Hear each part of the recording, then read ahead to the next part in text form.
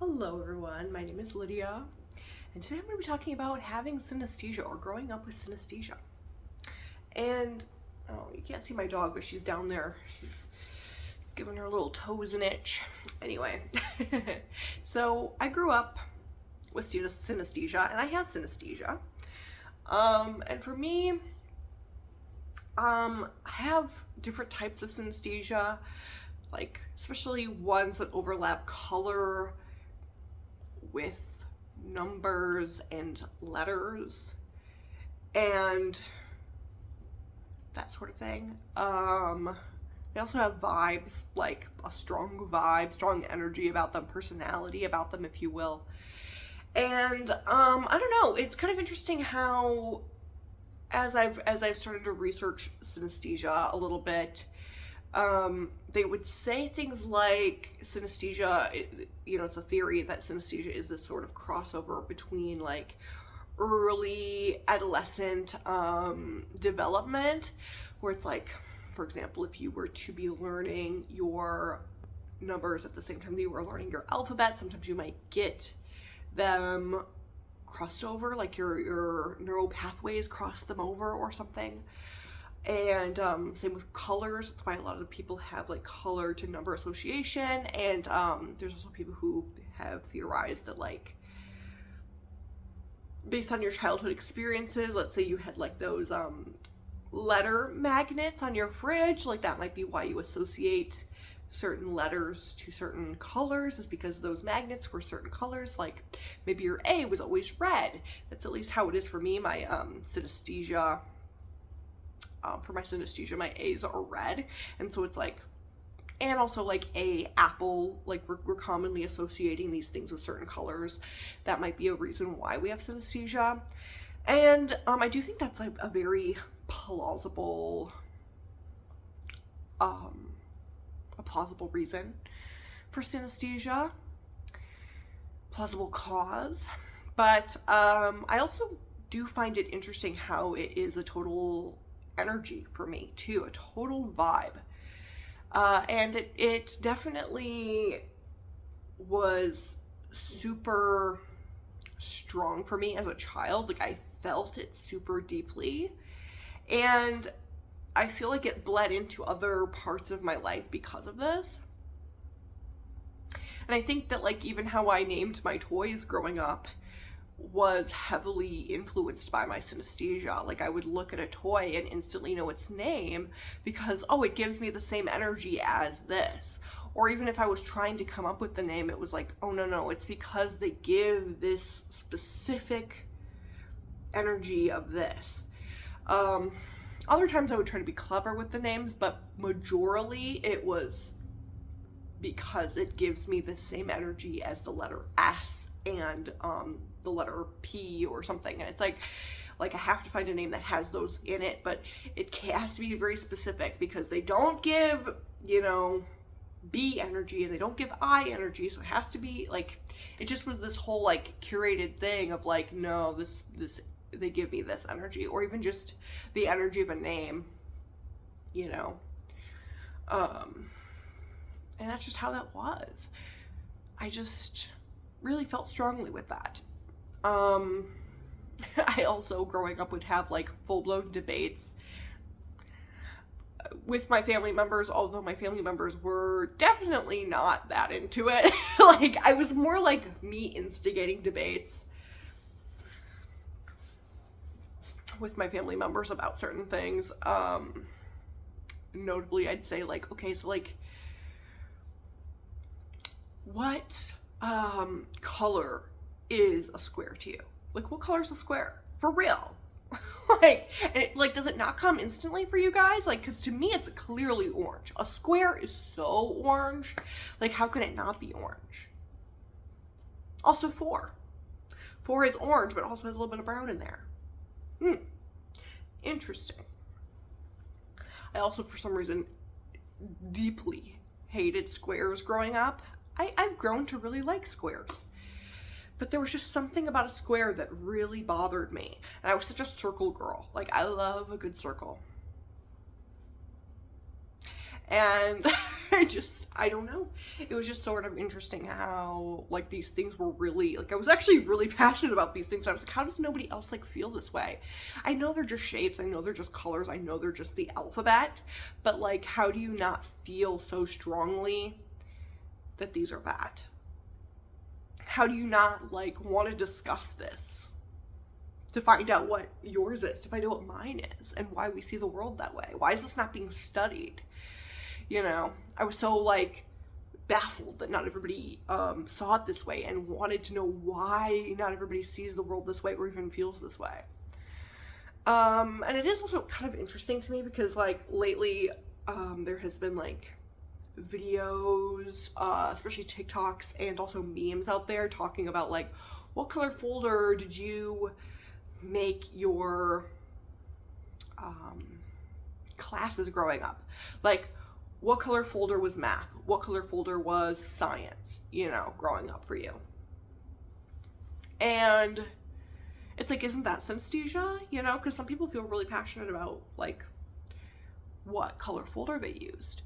Some people feel really passionately that, like, math has to be red, you know? And I don't know. Similarly, why do we all feel mostly like science should be green? Why?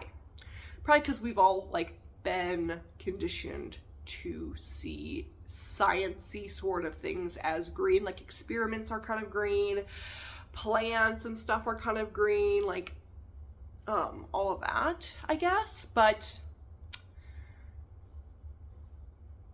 I don't know. It's sort of an interesting topic, I think, why we feel this way, why we feel so strongly about this.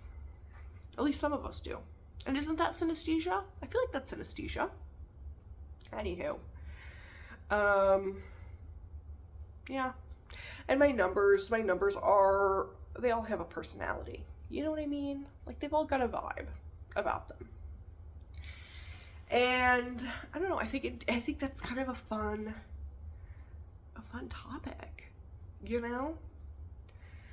And I love being in synesthesia groups because I think it's so interesting to see what other people see their numbers as and letters as. I've always been so fascinated by this type of synesthesia where it's like audible synesthesia, where you can hear, or like where when you listen to music, you can see different colors. Oh, it's an awesome type of synesthesia. I have no idea if you can train yourself to have synesthesia. I feel like if you can have synesthesia develop in early child development, I feel like you probably could over time teach yourself certain types of synesthesia. But then that raises questions of, like, should you? Because, like, you are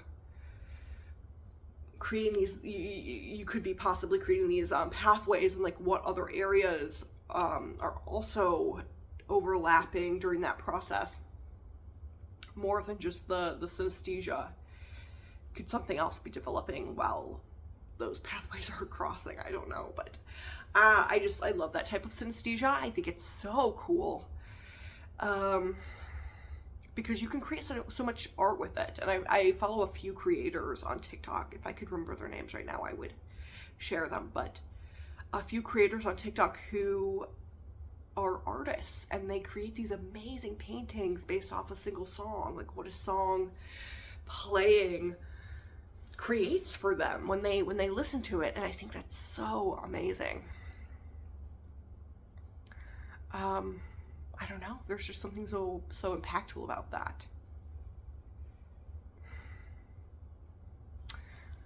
What else was I going to say about that? I think that's such a cool type of synesthesia. I've also seen people who have synesthesia where, like, if you tell them your name, there's like a certain taste that it reminds them of or evokes for them. That type has always been so fascinating to me too. And I'm like, y'all need to write a book. Write a book. Put every name in it. Every name and every taste and every color. I would just love to look at that book for ages. Just like, oh, and that's what you taste when you see the name Jeff, when you see the name Sarah, Interesting. I think it's so cool. And like, what about that? How did that cross? If it is in early childhood development, like how did that cross over? How did the names and the tastes cross over? And I feel like, hear me out, I feel like it's the same part of our brains that connect like food to what we're watching. It's like that Pavlov's dog experiment. Reminds me of that, kind of. Because I definitely experienced that. It's not synesthesia, but I experienced that where like sometimes if I am watching a certain TV show or a certain movie, and every time I'm watching it, I'm eating a certain food, the next time I watch it, I'm going to be craving that certain food. You know? That happens to me. Does that happen to you? Some people aren't affected like that, but I am. And there's something about that that's very synesthesia to me. Like, is that how it happens? Is that the crossover? Is that how it develops? I don't know. A lot of theories. I would love to develop those type of synesthesia, but I also don't know the implications of like what other areas of the brain that's tapping into, and that's like too much. You know what I mean? Like, I don't know what I would do if I was like thinking that I was only crossing over this neural pathway of my brain, but really I was crossing over like other neural pathways, and I was like, oh my gosh, that is yikes. I don't know. But experiencing the five senses in this way is so cool to me. Like, in seeing how other people experience their other five senses overlapping, it's just this whole other world. And there's something spiritual about it. It feels spiritual, even though I don't know if it actually is. It feels like an energy. It feels that way. Because why do my numbers have personalities? What early childhood development neural pathway has crossed over to create these personalities? I don't know. I don't know. It's also fascinating how, like, I think other people feel this way too. It's not just me, but when I like, sometimes I'll be like just out of touch with my own senses, my own world. I just feel kind of blah about everything. You know those days. And when I start thinking about my synesthesia, I'm like, I feel nothing about anything. But all it takes really is for me to imagine a number in its wrong color and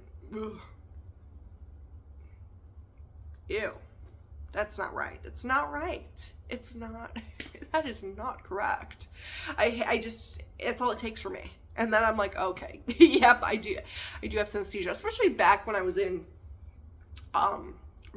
first discovering synesthesia. I was like, do I have this? Like, I tend to doubt myself. I'm getting out of that. I'm training myself out of that. But I tend to doubt myself whenever I discover something new about myself. I start to like kind of go, do I have that? Am I just trying to be like, I don't know. Is it just like me trying to convince myself that I have this? Like, there's no way. And then that's all it took, really, was for me to really think about it in a different color. And I'm like, yeah, this is like such a strong, deep-rooted feeling. And I think a lot of other people with synesthesia feel this way, where it's like, if they see a certain letter in a different color, or being assigned to a different personality, or like one of the months being ascribed to a different, I don't know, color or something, it's like it evokes such a strong negative emotion for them. It's like it just feels so unaligned. It feels so unnatural. And I relate so much to that.